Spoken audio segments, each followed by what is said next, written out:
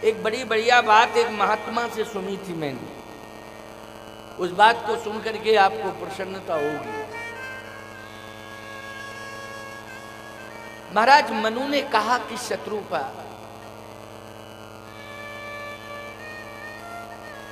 मैं केवल कंदमूल फल ग्रहण करूंगा, अन्न का त्याग करूंगा, केवल कंदमूल फल।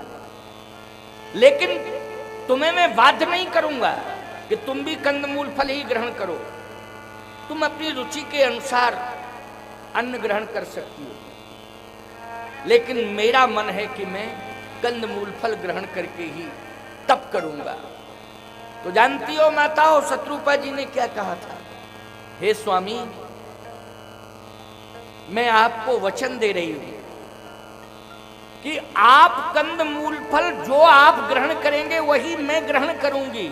लेकिन एक निवेदन कर रही हूं कि आप कंदमूल फल ग्रहण करेंगे, ग्रहण करने के बाद जो शेष उच्छिष्ट बच जाएगा उसको बाद में प्रसाद के रूप में नित्य ग्रहण कर लिया करूंगी। मैं पूर्ण आहार भी नहीं लूंगी, आपका शेष उच्छिष्ट ग्रहण करूंगी। और परंपरा यही है, यही परंपरा है। पहले तो यही परंपरा चली आ रही थी कि पति भोजन कर लेता था, तब पत्नी बाद में भोजन करती थी। ये पुरानी परंपरा है। अब चल रही होगी तो चल रही होगी, कौन हम घर घर में घुसे फिरते हैं कि सबके घरों में यही देखते फिरते हैं कि क्या हो रहा है क्या नहीं। लेकिन चल रही होगी तो चल रही होगी। लेकिन मुझे लगता है कि सुनने में आता है कि अब ये परंपरा धीरे धीरे टूट रही है, ये परंपरा धीरे धीरे टूट रही है। अब तो ये होता है कि भाई भोजन रखा हुआ है, रखा है, कहाँ रखा है? कहीं अंदर रखा है। अरे तो रखा तो है, तू मुझे ग्रहण तो करा दे। देखो मुझे नींद आ रही है, डिस्टर्ब मत करो। कह दिया है भोजन रखा है, उसको पालो। अब बेचारा अंदर गया, फरवरी चल रही है, ठंडी भी पड़ रही है। अब उसने रोटियां देखी, ऐसे हो गई वो जैसे सुदर्शन चक्र हो। हाँ साहब, इतनी कठोर रोटियां हो गई वो सब। एक फेंक दिया जाए तो गर्दन ही अलग हो जाए किसी, क्यों भाई, तेज गति से कड़क एकदम।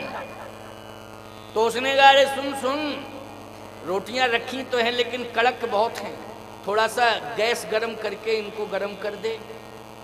देखो नींद खराब मत करो, तुमको खाना हो तो खाओ, और गरम करना है तो वहीं गैस रखी है, गरम करो।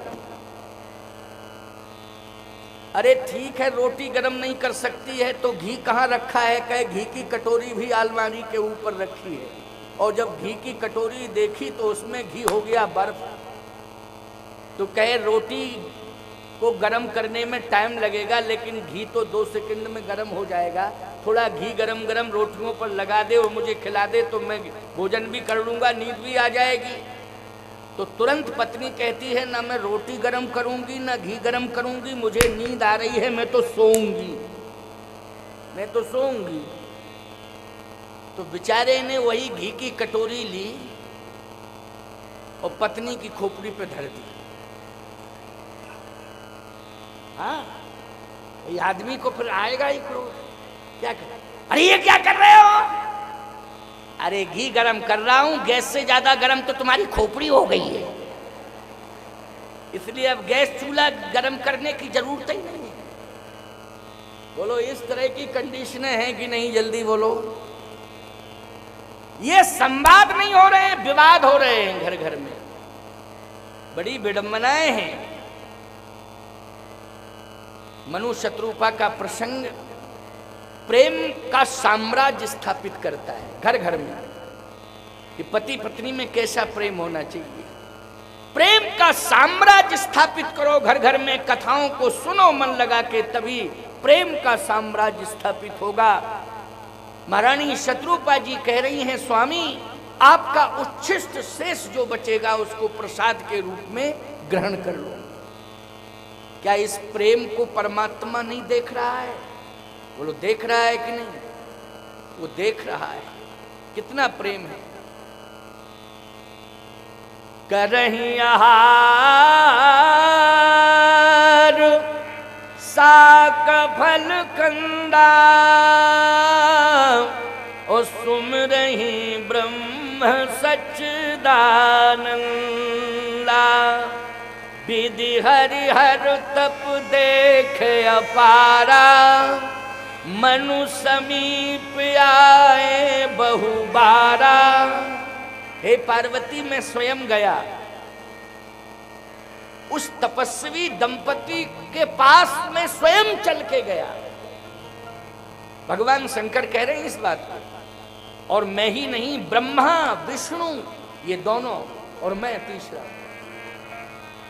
तीनों पहुंचे। और एक बार नहीं, कई बार। मनु समीप आए बहु बारा मानी कई बार। अब बोलो भाई,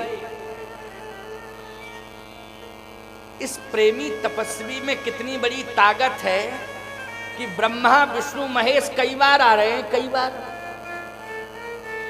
अच्छा एक बात बताओ, तुम सब मंदिर में जाती हो, शंकर जी के सुबह 4-5 बजे पहुंच जाती होगी एक लोटा जल लेके। किस लिए जाती हो? शंकर जी को प्रसन्न करने के लिए। एक लोटा जल शंकर जी को दिया, कहे शंकर जी प्रसन्न हो गए। लेकिन भाव मन में आ गया कि शंकर जी प्रसन्न हो गए, लेकिन शंकर जी कभी प्रकट होके कुछ कहे तुमसे? बोलो। भाव आ गया कि शंकर जी एक लोटा जल चढ़ाया, शंकर जी प्रसन्न हो गए। अरे हो जाते होंगे प्रसन्न, हम ये नहीं कहते कि नहीं होते प्रसन्न, हो जाते होंगे। ये कार्य करना चाहिए, जरूर मंदिर में जाना चाहिए, तो तुम्हारी श्रद्धा है। ये सबसे बड़ी विशेषता तो तुम्हारे अंदर ही है माताओं बहन बेटियों, कि ब्रह्म मुहूर्त में जाके स्नान करके सबसे पहले देवालय में पहुंच जाती हो तुम। ये जो बैठे हैं ना पीछे, ये तो देवालय में पहुंचते हैं।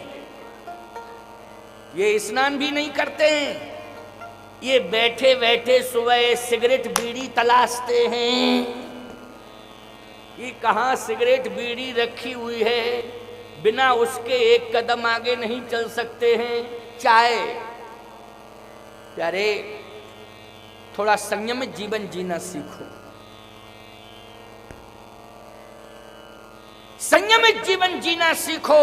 अगर आपकी संयमित दिनचर्या हो जाएगी तो रात्रिचर्या भी आपकी संयमित होगी, और रात्रिचर्या और दिनचर्या जिसकी संयमित हो जाती है उसी को परमात्मा अवश्य मिल जाता है, इसमें संदेह नहीं।